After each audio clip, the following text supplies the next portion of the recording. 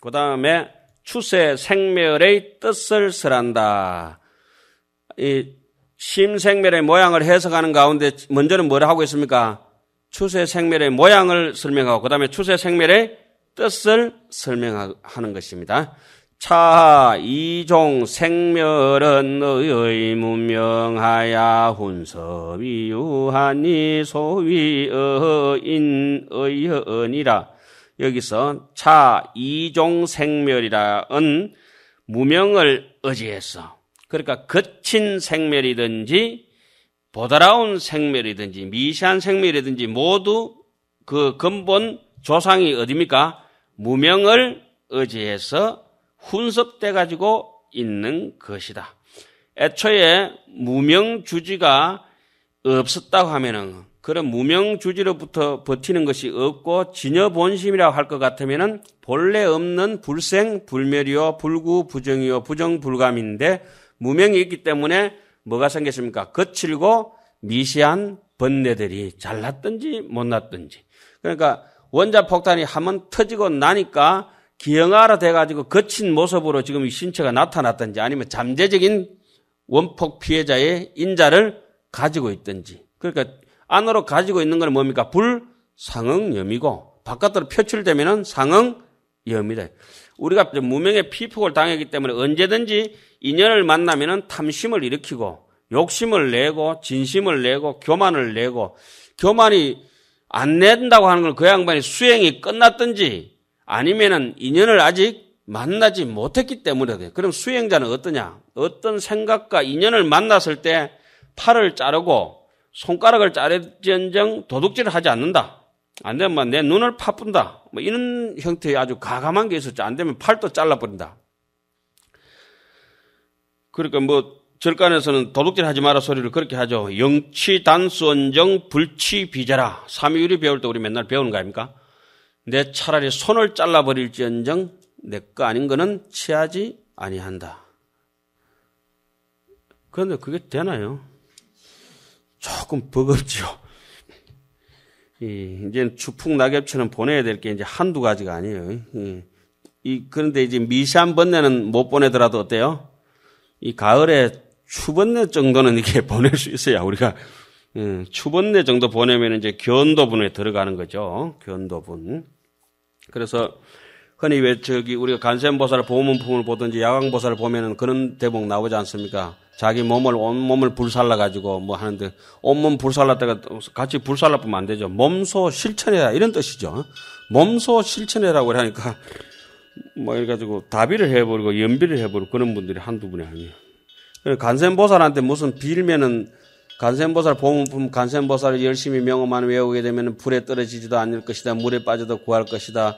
칼로 찔러도 그거 도산지옥도 벗어날 것이다. 이랬거나 계속 간센보살 그거는 제일 낮은 저급의 이제 불교를 해석하는 거죠. 간센보살을 의지할 것 같으면은 나중에 스스로가 이제 간센보살이 하돼 가지고 어떤 남에게 화를 당하든지 물에 빠지든지 욕심에 떨어든지 이런 데도 자기가 매몰되지 않고 스스로가 자기를 구제할 수 있는 자성청정의 성정본각의 본심을 가지고 있다. 이런 뜻이잖아요. 제일 저질러 우상숭배하듯이. 이제, 그것도 이제 우리가 이제 한 번씩 이렇게 짚고 넘어가야죠. 녹록하게 넘어갈 일들은 아닙니다. 여기서 모든 것의 근본 원인은 누구다? 무명이 가만히 있으면 되는데 어떻게 해요? 진여를 훈섭했기 때문에. 그러니까 제가 조금 전에 말씀을 드렸습니다. 이 진여는 절대 훈섭이 되지 않는데 훈섭을 시킬 수가 없는데 허공에 절대 뺑기칠을 할 수가 없는데 허공에 뺑기칠이 됐다. 허공에 뺑기칠만 당할 뿐만 아니라 진여는 절대 변할 수 없는 건데 누구 때문에 변했어요? 무명 때문에 변해가지고 우리가 다 부처라고 하는데 분명히 중생처럼 마음을 쓰고 있으니까 누구에게? 무명에게 침탈당했는 사실이 여실하다. 이거 뭐 혈액형 조사 하나 안 하나 누구 자식인지 뻔히 알아요. 이 무명 피가 흐르고 있는 게 지금. 예. 이제 혈액형을 좀 바꿔야 돼요. 열심히 노력하면 혈액형이 바뀌어가지고 보살의 마음을 가지면 혈액형이 W형, 화이트형으로 이제 변하죠. 그러니까 보살들이 열심히 수행해가지고 정진하는 마음이 많고 이러면 자비심이 돋아서 마치 엄마가 피가 변해서 저지돼서 애기에게 먹이듯이 그래서 보살의 몸에는 흰 피가 흐른다고 그러죠. 이 차돈이처럼. 자, 그 다음에 한번 봅시다. 소위 의인, 의연이라. 의인이라고 하는 것은 바로 말씀드린 무명인이고, 의연이라고 하는 것은 연 옆에 딱 써놓으세요. 현식 딱 써놔버렸어요. 현식 써놔버리면은 무명이 인이 변하고 불상응념의 마지막에 뭡니까? 현상 아닙니까? 그죠? 현식. 그 요게 인이 딱 돼가지고 분별 사식을 잡아 당기거든요. 7식이와 6식이를 잡아 당깁니다. 우리는 늘 이걸로 지금 다 보고 있습니다. 사실은. 요거 연. 요 년이 무슨 년입니까? 현식입니다. 현식. 욕 하듯이 이렇게 해놓아야 이제 우리가 이 잠도 깨고 이게 집중도 되고. 요 인이라고 하는 거는 무명인이요. 요 년은 현식입니다. 자, 인자는 불각의고요. 연자는 망작경계의고니라. 이러니까 사람들 자꾸 헷갈려가지고 망작경계니까 육식이 현상경계에서 나온 것처럼 보이지만 그 육식이 현상경계에 나오기 전에 뭡니까? 제8식의 현색 불상응념의 경계입니다. 아주 미세한 저거죠. 예.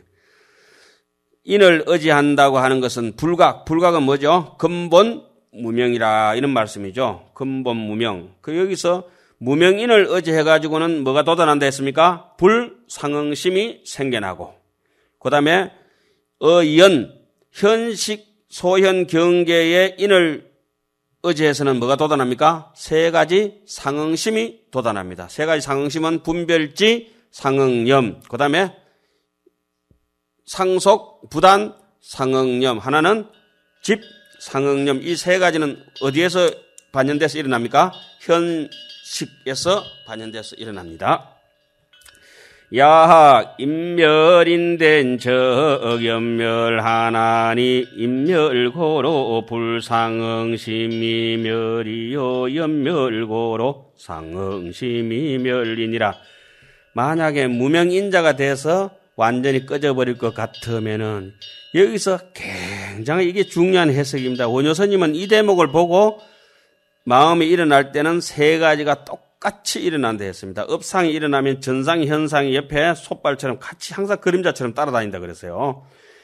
만약에 무명이 다 꺼져버릴 것 같으면 중간에 있는 능견심 불상응념과 현색 불상응념까지 꺼져버리고 그 인이 멸한 까닭으로 뭐가 다 없어집니까? 업상, 전상, 현상. 그러니까 근본업 불상응념, 능견심 불상응념, 또 하나의 불상응념이 뭐죠? 현색 불상응념. 이 세 가지의 불상응념이 완전히 멸해버리고 뭐가 없어지면은 인멸. 그죠? 인멸인데는 곧 연멸도 따라 멸하면서 이미 멸한 까닭이기 때문에 신멸적 종종 범멸한다. 그러니까 무명이 멸해야 각가지의 근본적으로 현식의 연도 따라서 멸한다. 현식의 연이 또 분별 사식의 뭡니까? 원인 제공자 아닙니까? 그죠? 6식, 7식의 원인 제공자는 뭐죠? 8식의 제일 끝 현식이니까 그놈이 없으면은 다 없어지는 거죠. 씨앗이 없으면 삭이 없고, 삭이 없으면 줄기가 없고, 줄기가 없으면 가지가 없고, 가지가 없으면 잎사귀도 없고, 잎사귀가 없으니까 낙엽 질 일도 없더라. 자, 그 다음에 연멸고로 상응심이 멸한다. 연이 뭡니까? 요 년이 현식입니다. 그죠? 현식이 사라지니까 분별지 상응념, 부단 상응념, 그 다음에 집 상응념, 요 세 가지 상응념도 같이 사라진다. 아니, 이만큼 거품 물고 해주는 사람 없어요. 저는 좀 하세요. 우리 절간의 강의 방식은 원래 세 가지입니다. 저녁에는 이제 스님들끼리 발기, 중강 해가지고 농강을 합니다. 농강. 있는 소리 없어요. 서로 주고받으면서 농강을 하고, 저녁에 이제 농강 해가지고 언어는 잘 안 된 게 아침에 중강 하나 뽑아 놓습니다. 저녁에 중강 뽑아 놓으면 저녁에는 발기가 일어나서 발표회가 딱 진행해 나오고 아침에 중강이 이제 강사 스님한테 이제 여쭙습니다. 문강을 합니다. 그때는. 쭉 해석해 나가면 어제 이게 틀린 게 있습니다. 그래서 묻습니다. 의견이 이렇게 충돌되고 누구는 이렇게 얘기하고 누구는 이렇게 얘기합니다. 그러니까 그것도 얘기 잘해야 돼요. 틀리게 얘기하면 막 서로 또 어제 내가 그래 얘기 안 했는데 저렇게 또 틀린다고 또 거기서부터 또 아침에도 싸워요. 저녁에도 싸우고 아침에도 싸우고. 뭐 어쨌든 그걸 수정해서 궁금한 걸 아침에 묻습니다. 그리고 나서 강사 선생님이 강의를 합니다. 설강을 합니다. 그러니까 농강하고 문강하고 설강이 됐을 때 이게 순차적으로 거치면서 확실히 알고자 하는데 확실히 알고 싶은 사람은 그 농강과 문강에 대해서 집중을 하지만 관심 없는 사람은 농강할 때도 잡니다. 문강할 때도 자고 설강해도 자고 그래가지고 종래는 조개가 돼가지고 천년 동안 저 바다에 있다가 하품 한번 하고 일러가지고 우리 첫 시간에 해가지고 좀 미안스럽긴 하지만 많이 좋으시면 뭐가 된댔어요? 조실 스님이 돼가지고 이제 다음 생에 또 태어나실 수가 있다. 우리가 참 그런 얘기입니다. 자, 여기서 야학 인멸인된 적 연멸하나니 인멸고로 불상응 신멸이요 연멸고로 상응 심이멸이라 이렇게 정리하고 그 다음에 이게 우리 농강하듯이 문활 이래 합니다. 이렇게 앞에서 하면 대체적으로 얘기가 다 끝났잖아요. 끝났는데 다시 한번 묻겠다 이런 거는 이런 데서 자비심이 묻어나는 겁니다. 누가 물어서 묻는 것이 아니고 다시 한 번 더 의문을 제기해서 문제 제기해서 거기서 또 다른 현명한 답변을 도출해서 우리를 하여금 절대 까먹지 않게 심어준다 이런 말이죠. 약 신멸자인데 마음이 멸해버릴 것 같으면은 운하 상속이며 약 상속자인데 운하설 구경멸이니까 우리가 열심히 선정 삼매에 들어서 깊은 꿈에 떨어져 보든지 뭐 몽상에 떨어지든지 아니면 무상정에 선정 수행을 해서 떨어져 버리든지 무상천에 태어나 버리든지 생각이 없는 데까지 의식이 없는 자리까지 밀고 들어가 버리면 생각이 끊어져 버립니다. 생각이 끊어지면은 마음이 완전히 없어졌느냐? 그렇지는 않다는 겁니다. 여기서 쉽게 말씀드리겠습니다. 생각이 완전히 끊어져 가지고 유주하지 않는다 하더라도 그때는 무슨 식? 육식? 칠식이가 작동하지 않기 때문에 탐진치라든지 생각이 없는 것이지 실제적으로 아래야 심체는 멸하고 싶어도 멸할 수가 없는 것이다. 언제든지 인연을 만나면은 늘 그것은 존재해서 나오는 것이다. 이런 말씀입니다. 그런 얘기들을 이제 답한다. 이게 돼서 자세하게 설명이 되어서 나오겠죠. 그 외도 단계로서 생각이 그냥 이제 톡 끊어잡으면 거기서 끝난 줄 알지만은 어떻게 끊을 방법이 있으면 끊어보라 이거지. 끊을 방법은 없어요. 망상도 못 끊지만 그 현식을 다른 말로는 한번 따라해 보시죠. 우리 기억하는 게 무시, 망상. 현식이 무시망상입니다. 무시망상. 현식이 무시망상이에요. 현식이. 업식, 전식, 현식이 무시망상을 피워가지고 무시망상을 끊임없는 망상이 일어나기 때문에 바로 누가 따라서 일어납니까? 칠식이가 따라서 요리조리 분별해가지고 육식이한테 몰아붙여가지고 계속 탐진치를 일으켜가지고 갖가지 업을 짓습니다. 자, 거친 생각, 육식, 칠식이 다 멸했다고 하더라도 근본식은 멸하고 싶어도 멸할 수 있는 게 아니다. 이런 말이죠. 다발 소은 멸자는 유심상이 멸이요 비심체 멸이니라. 소은 멸자는 유심상이 멸이요 비심체 멸이라. 심상, 심체 동그라미 쳐버리시죠. 심체라고 하는 것은 본래 없는 아래아 심체요.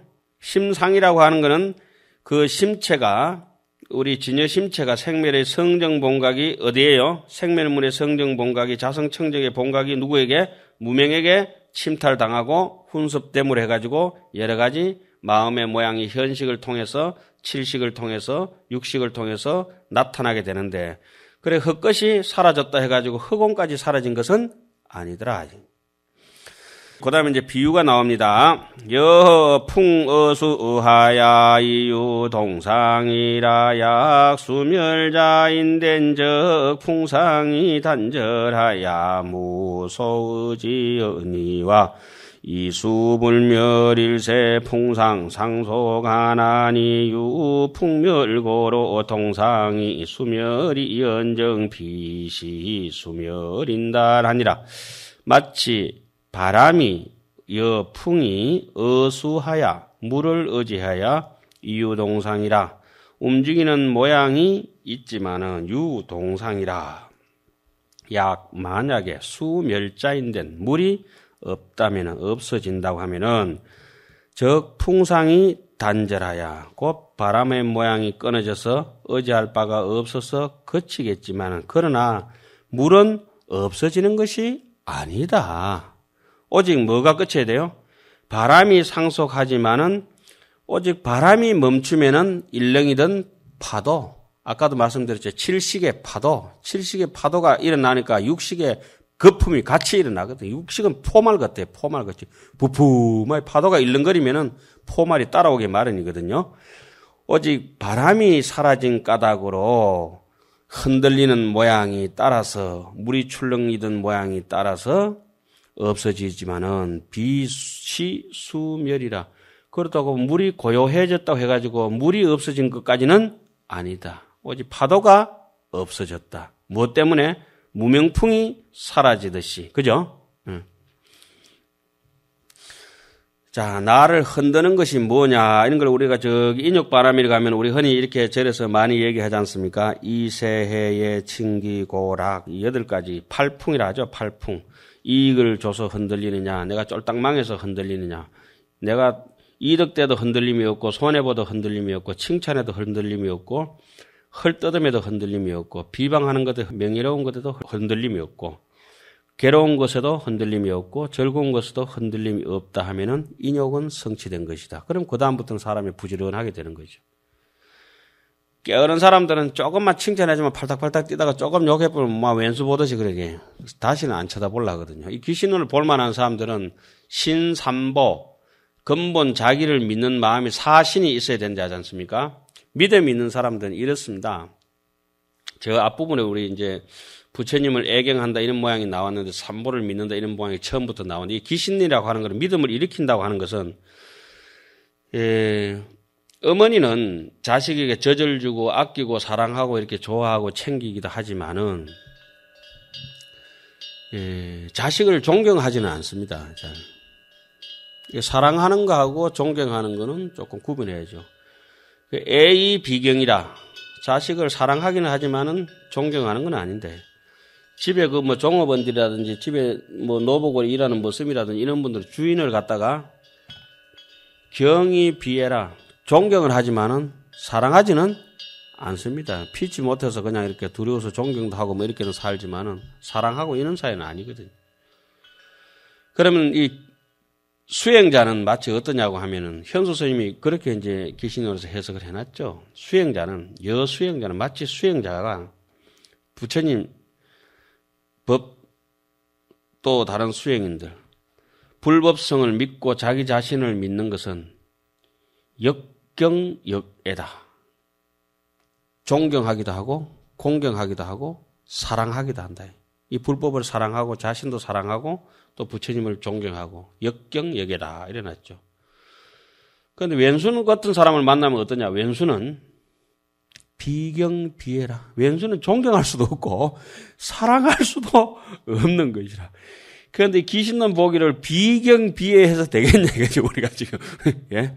역경역애로다. 예. 왜 어제 미운 놈이 있으면 우리 한 10명 쭉 있는데 한 9명 좋은 사람이 있다가도 미운 놈이 한 놈 딱 낑겨버리면 어때요? 그 비중이 더 커가지고 기분 탁 잡쳐버리는 거예요. 그냥 저 가만히 앉아 있는데도 눈도 안 마주치는데 숨 쉬는 것도 밉는 거라 지금. 지금 말로 여기 와서 숨 쉬는 이래가지고. 뭐 어쨌든 이제 귀신론을 우리가 이제 보면서 뭐 역경역애라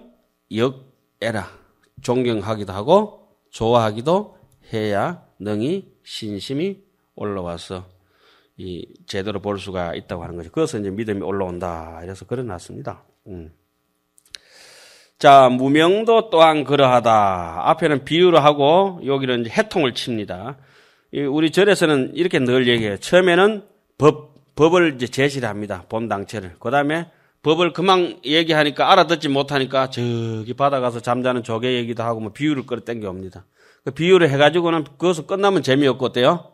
아까 얘기처럼 뭐, 이 가을이 쓸쓸합니다. 해놓고는 쓸쓸한데 무슨 낙엽이 집니다. 이렇게 해놓고는 인연생멸에 대해서 또 마지막으로 또 해통이 안 치면은 얘기 안 되죠. 항상 그 얘기는 그렇죠.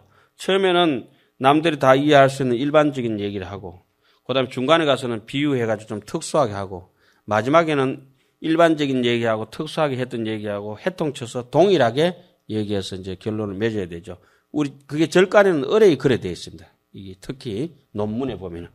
앞에 법을 얘기하고, 그 법이라고 하는 건 이렇습니다. 말한 바 없어진다고 하는 것은 오직 심상이 없어지는 것이며 심체가 없어지는 것이 아니다. 이렇게 법을 얘기했지 않습니까?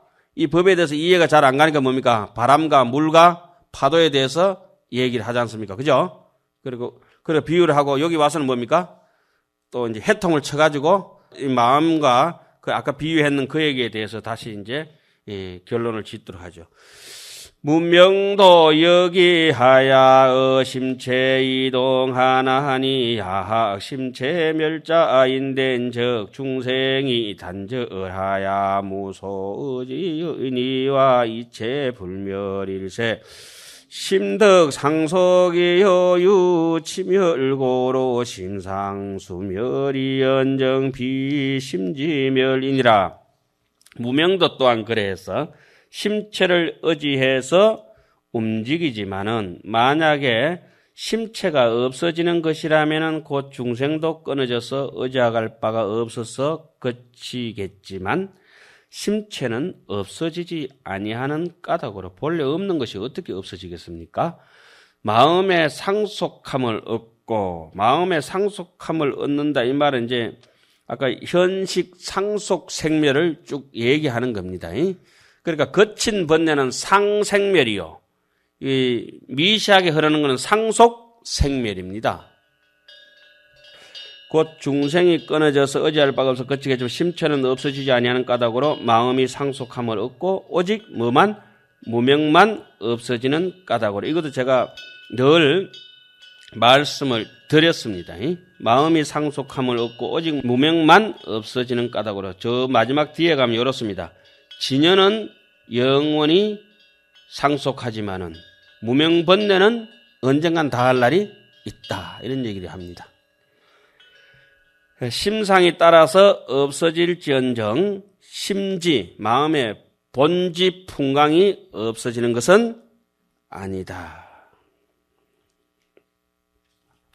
그래서 지금 여기까지는 현시 정의 부분 중에서 심생멸문 중에서 심생멸과 심생멸인연과 심생멸상에 대해서 단락이 끝났습니다. 그리고 62페이지로 넘어가도록 하겠습니다.